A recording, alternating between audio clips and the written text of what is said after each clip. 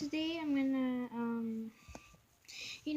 I made slime today and I'm gonna show you what I made, and I call this one Lego. So you gotta know why I call it Lego, because there's Lego pieces in it. See? Lego pieces. It's not sticky. I made it by glue, wood coloring, and Gain. So yeah. It's a bit sticky because I didn't play with it and knead it very well. So here's my slime I made today. I call it Lego. The other some I made some I call orbs. They're Orbeez. Some marbles. I call it marble without an LE, I guess. And this is called Lego. I should know because there's Lego pieces. I'm gonna show you one. It's Lego pieces. Oh, they're stuck. See? Lego pieces.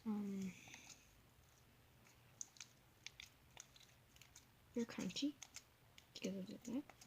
So yeah.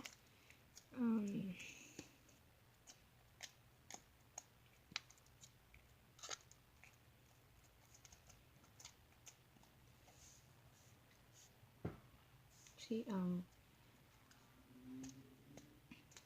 gonna like put down the thing down below, like ingredients you can need. Like you can use dye, any food coloring, glue, clear glue, doesn't matter. Without borax. Borax not good for slime. It's not really good for your hand too. It can like dry fast, faster than like you know it. Like you're wasting your money. Like I'm serious. I tried it and it dries so fast. I'm like, seriously, I wasted my money for like this borax, and it took me like 2 days to find it. Like I'm serious, don't use borax. It's bad. And so yeah. So I made this out of Gain or Tide. You can use Tide if you want, or Gain. Doesn't matter. And I put glue, white glue or clear glue, doesn't matter either. And for coloring, it doesn't matter. So here's my slime. It's so stretchy. If you want to make it stretchy, you should put lotion, but I didn't.